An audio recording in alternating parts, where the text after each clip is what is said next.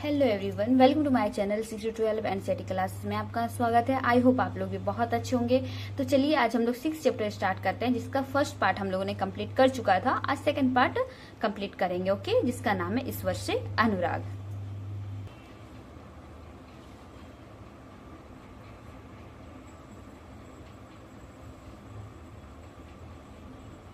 हम लोग पढ़ेंगे नागपंथी, सिद्ध और योगी।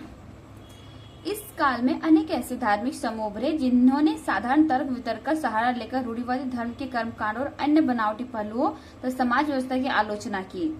ठीक है, मतलब अपने जैसे साम दाम दंड विहित तरीका से जैसे काम होता है तो वे आलोचना की और उसके समाज व्यवस्था की आलोचना किया। ओके, उन्होंने संसार का परित्याग करने का समर्थन किया। उनके विचार से निराकार परम सत्य का चिंतन मनन और उसके साथ एक हो जाने की अनुभूति ही मोक्ष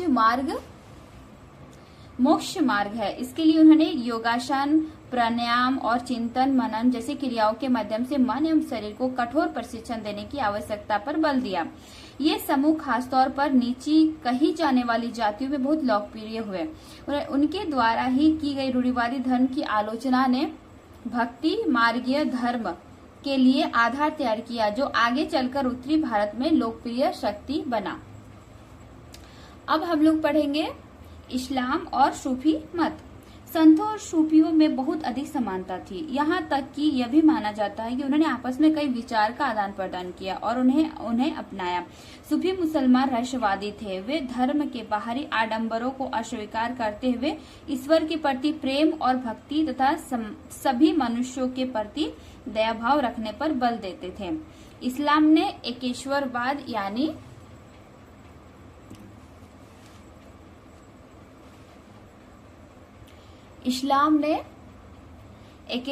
यानी एक अल्लाह के प्रति पूर्ण समर्पण का दृढ़ता से प्रचार किया। 8वीं और 9वीं शताब्दी में धार्मिक विद्वानों ने पवित्र कानून यानी शरिया और इस्लामिक धर्मशास्त्र के विभिन्न पहलुओं को विकसित किया। इस्लाम धीरे धीरे और जटिल होता गया, जबकि सूफियों ने एक अलग रास्ता दिखाया जो ईश्वर के प्रति व्यक्तिगत समर्पण पर बल दिया। सूफी लोगों ने मुस्लिम धार्मिक विद्वानों द्वारा निर्धारित विशुद्ध कर्मकांड और आचार संहिता को बहुत कुछ अस्वीकार कर दिया और वे ईश्वर के साथ ठीक उसी प्रकार जुड़े रहना चाहते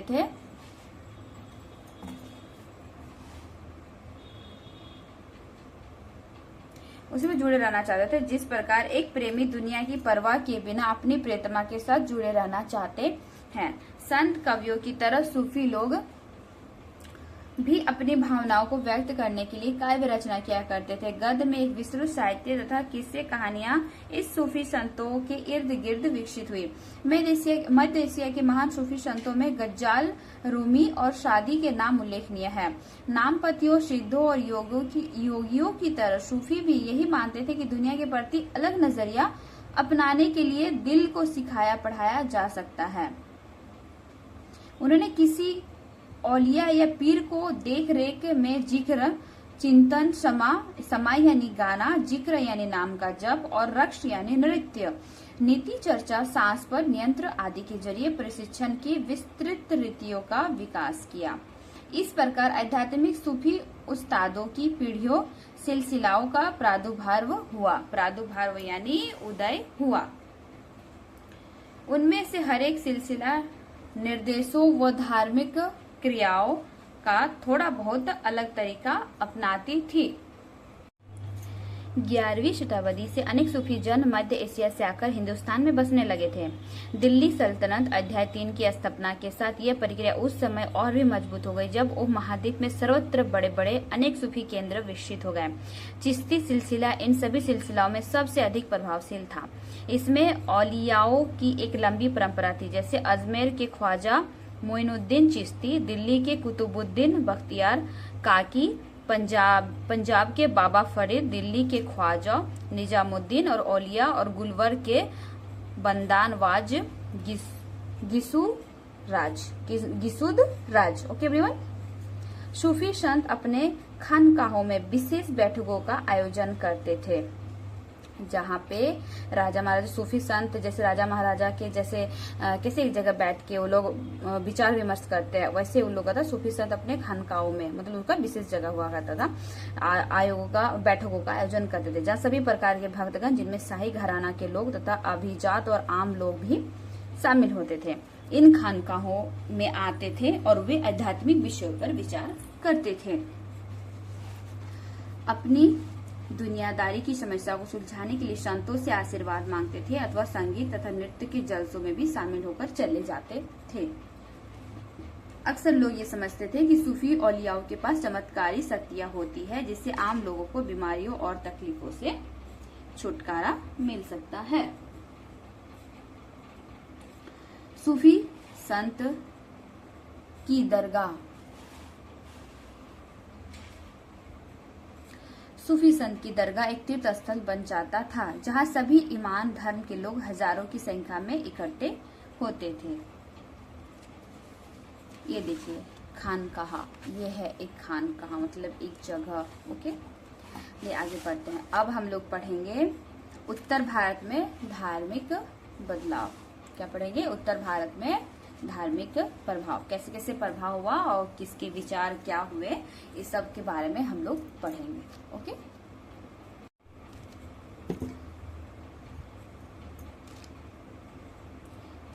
तेरहवीं सदी के बाद उत्तरी भारत में भक्ति आंदोलन की एक नई लहर आई। यह एक ऐसा युग था जब इस्लाम, ब्राह्मणवादी, हिंदू धर्म, सूफी मत, भक्ति की विभिन्न धाराओं ने और नाथपंथियों, सिद्धों तथा योगियों ने परस्पर एक दूसरे को प्रभावित किया। हमने देखा कि राज्यों यानी अध्याय 2 और 3 और 4 का उद्भव हो रहा था। लोग अपने लिए नए नए व्यवसाय और नई नई भूमिकाएं खोज रहे थे। ऐसे लोग विशेष रूप से शिल्पी, कृषक, व्यापारी और मजदूर इन नए संतों के विचारों को सुनने के लिए इकट्ठे हो जाते थे। फिर वे उनका प्रचार करते थे। उनमें से कबीर और बाबा गुरु नानक जैसे कुछ संत ने सभी आंडवरपूर्ण रूढ़िवादी धर्मों को अस्वीकार कर दिया। तुलसीदास और सूरदास जैसे कुछ अन्य संतों ने उस समय विद्यमान विश्वासों तथा पद्धतियों को स्वीकार करते हुए उन्हें सबकी पहुंच में लाने का प्रयत्न किया।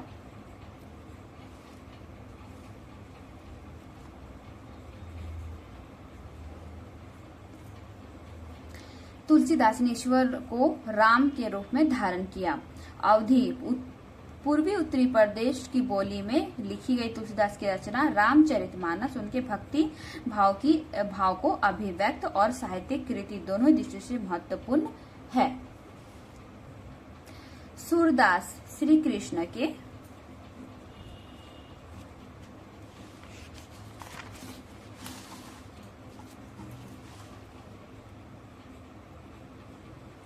अन्यन भक्त थे। उनकी रचनाएं सुरसागर, सुरसारावली और साहित्य लहरी में संग्रहित है।